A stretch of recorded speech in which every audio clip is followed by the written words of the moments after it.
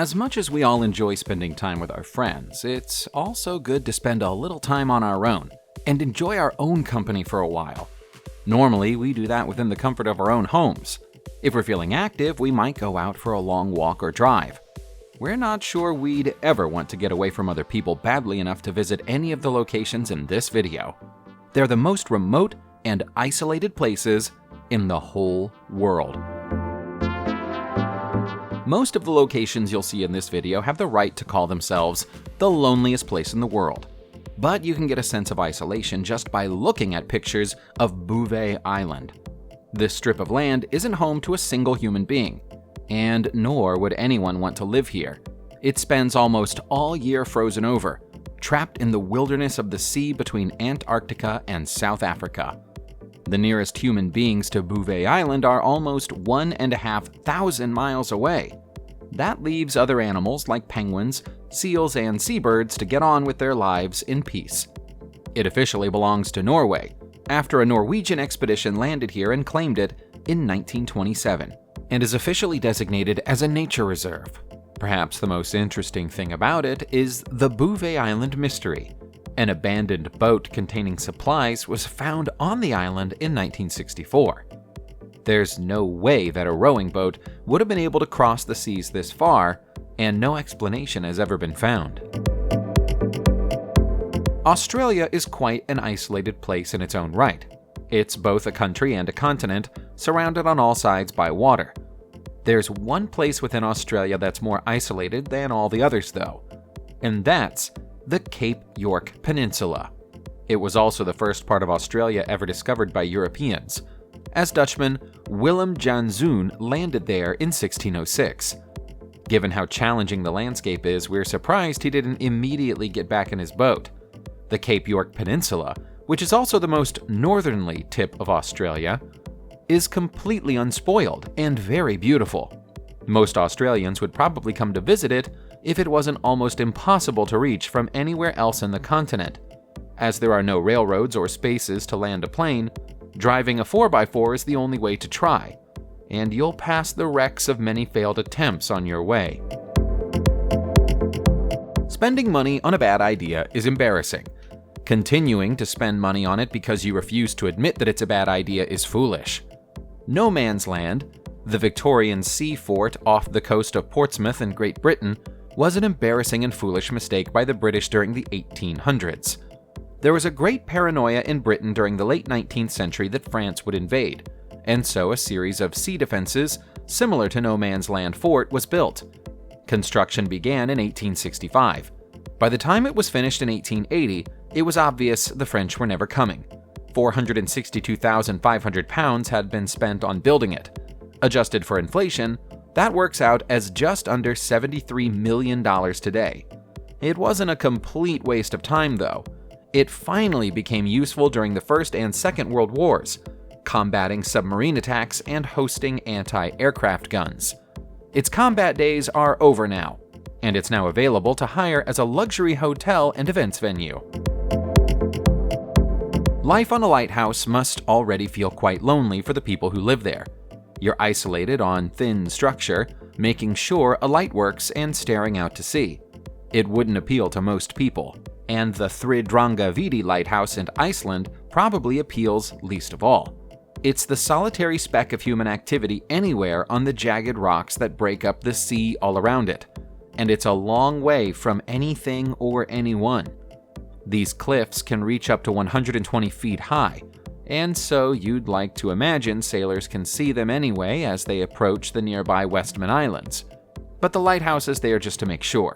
Fortunately, nobody has to come here often. Thrid is unmanned. It does occasionally need maintenance though, and so an engineer or two occasionally have the unenviable task of carefully descending to the lighthouse from a helicopter.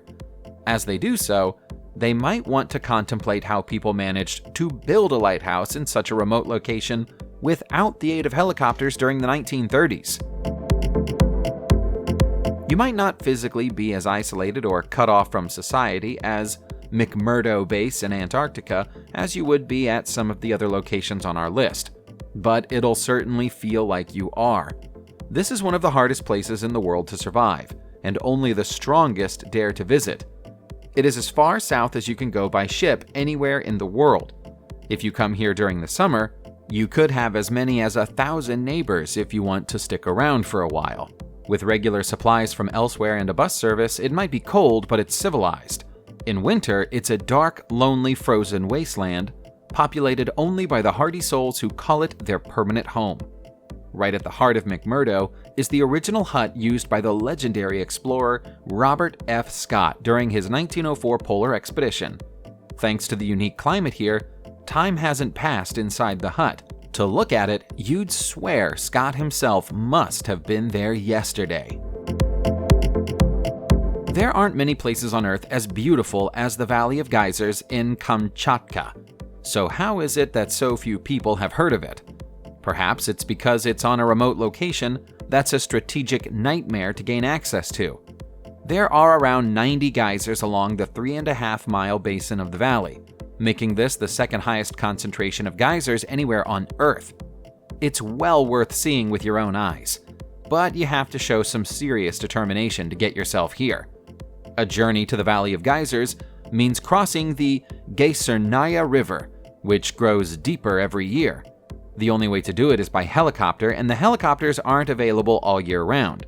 Those who do make the journey are rewarded by truly epic sights, including Velikan, the giant geyser, which can shoot water over 100 feet into the air. It's believed that roughly 3,000 people visit the area each year. Volcanoes are large, terrifying things. Nobody wants to be too close to a volcano when it goes off. Bouvet Island in the Pacific Ocean might be a volcanic island, or it might not. Nobody's taking any chances on it, and so nobody lives there at present, even though there have been multiple periods of temporary or permanent human habitation in the past. Once upon a time, its ownership of the island was hotly contested between Russia and Japan, with Japan only surrendering their claim in the aftermath of their Second World War defeat. If it isn't strictly a volcano, there are volcanoes on it, and all of them are active. As it fits all of those volcanoes into an area which covers less than 80 miles, that's a good reason to give it a wide berth. Bouvet, just one of a range of isolated islands known as the Urals, which shouldn't be connected together at all. A mass of sea ice has built up over time between the islands and formed a loose connection between them. Not every remote or isolated location we're looking at in this video was made that way by geography. Sometimes being miles away from anybody else is a choice. Hermits, by definition, don't like to engage with the rest of the world. They've been hiding away at Eremo di San Colombano in Italy for a very long time. Although there's now an ornate church-like building carved into the rocks halfway up the mountain, this was once little more than a series of natural caves.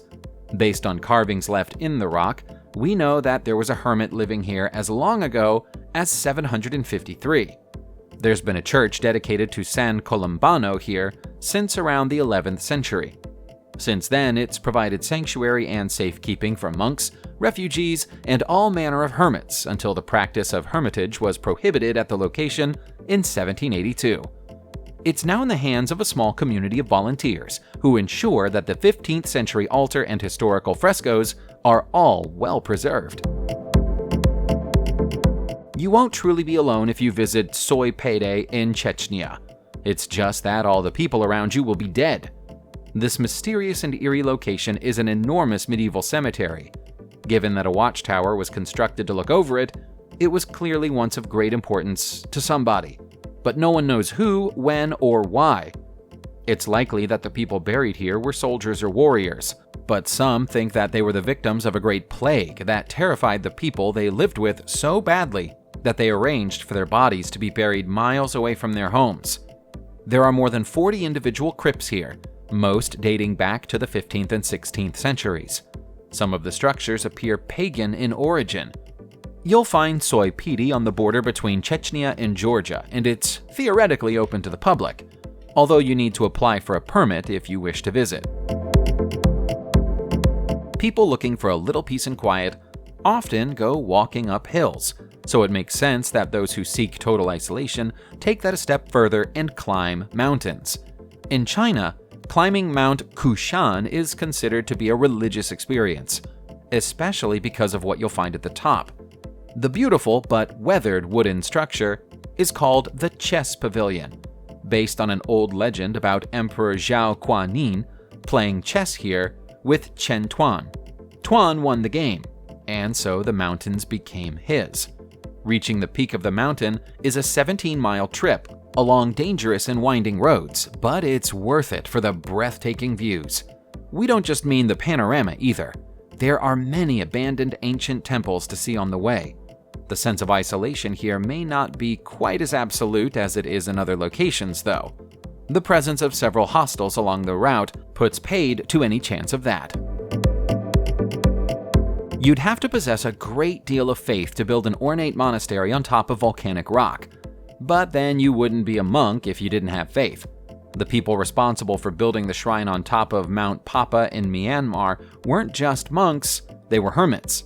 They were looking for somewhere quiet and tranquil to practice their faith, and they found it here. Work on the monastery, which is 2,500 feet above the ground, was completed in the early years of the 21st century. Inside, you'll find a shrine covered in disused alcohol bottles. It hasn't been vandalized. It's a shrine to Kwa, the patron saint of tramps and alcoholics. Buddhism has room for everybody. There are more monkeys than there are pilgrims at the monastery, and the monkeys have an unfortunate habit of using the 777 steps up to the monastery's doors as an open-air toilet. Given that you're expected to climb them barefoot, things can get a little messy. Chena in Peru looks like nothing else anywhere near it for miles in any direction. Given its sheer beauty, it's no wonder that exotic myths and legends have built up around it. The story the locals like to tell is that an Incan princess was standing in the sands, admiring herself in a mirror. As she saw a hunter watching her lustfully, she dropped the mirror and it shattered, turning the glass into water, and the princess into a mermaid. We can be sure that didn't happen, but there's still a hint of the fairy tale about the only genuine desert oasis in the Americas.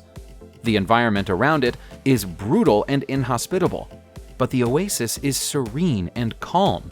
It saw its first flush of popularity with visitors 70 years ago when it became a tourist destination for the upper classes. But these days, it's more likely to be visited by people wanting to take part in the emerging sport of snowboarding.